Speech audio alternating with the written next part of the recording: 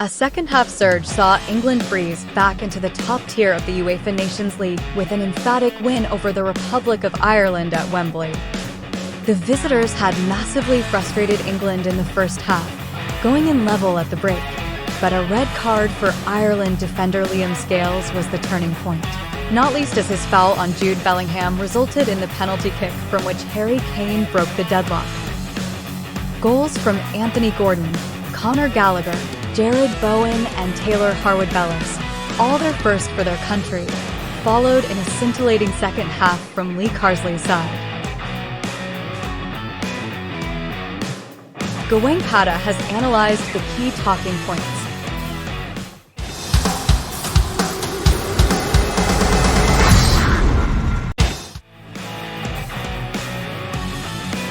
Carsley steps away with reputation enhanced.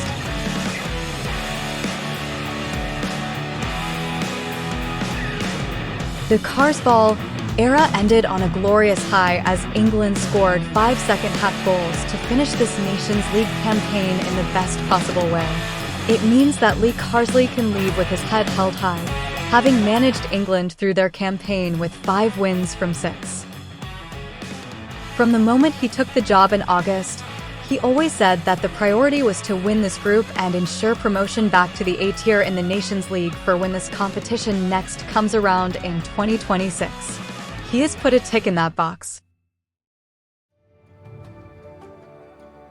The strange thing, however, was that this was a game in which the two halves bore almost no relation to one another. In the first half, England were very poor, slow, predictable, toothless, and starting to lose their discipline and their defensive security. It felt at that point like a repeat of the defeat to Greece here last month that threatened to derail the whole campaign. Ultimately, England came out strong enough in the second half and had enough firepower in reserve to make all that irrelevant. Now this campaign is over, no one will care that they were slow to get going here. Carsley has achieved his target and will step aside with his reputation enhanced.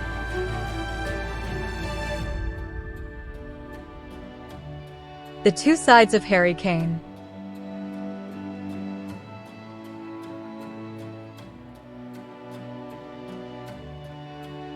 If the first half was a reminder of the issues that building a team around Harry Kane can bring, the second showed the huge upside of the Bayern Munich striker. The latter was made clear in the move for the first goal, the moment that transformed this game. With the ball very deep on England's left, Kane looked up and hit a perfect, flat, diagonal pass into the Ireland penalty area for Jude Bellingham to run onto. It was a piece of genius, a pass that few other players, never mind center forwards, would have seen or been able to execute. Bellingham chopped back inside, Liam Scales was left scrambling, and he could only concede a penalty and get himself sent off. The penalty, of course, belonged to Kane, and with the new stutter run-up he has started to bring into his game, he beat Gawang Patah and put England ahead. From there, they never looked back.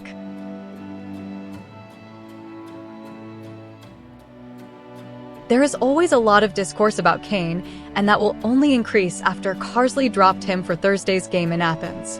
When Thomas Tuchel shows up, there will be plenty of questions about Kane's role, whether he is worth the goals he scores or whether a faster striker makes more sense. But as he showed here, there are things he can do that nobody else can. He remains England's best creative player, as well as their best goal scorer.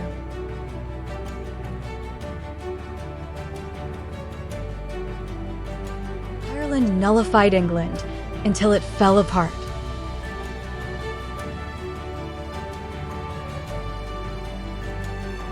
Heimir Hallgrimsson doesn't always guarantee results, but a diverse managerial career on the international stage has shown that the 57-year-old knows how to coach intensity and compactness without the ball.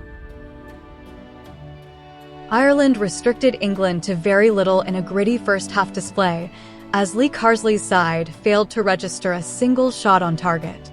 The defensive system was innovative, as the visitors shifted from side to side in a 4-1-4-1 shape, With Brentford's Nathan Collins happy to step into midfield to man-mark the wandering Harry Kane or drop between the two centre-backs to form a secure back five whenever his team were penned in.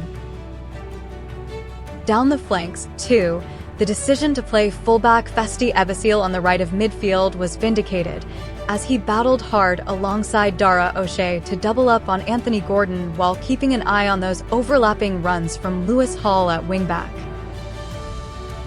It's no surprise to see such desire without the ball.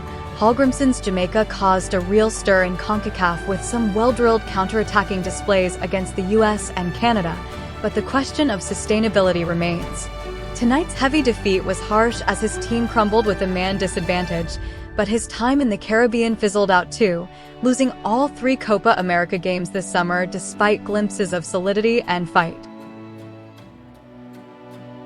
Hallgrimsson admitted that his team will need to learn to play against higher-ranked sides ahead of World Cup qualifying, but while a bruising Nations League campaign suggests that there is still some way to go, Ireland must take heart from a promising opening 45 minutes, however long ago that may feel.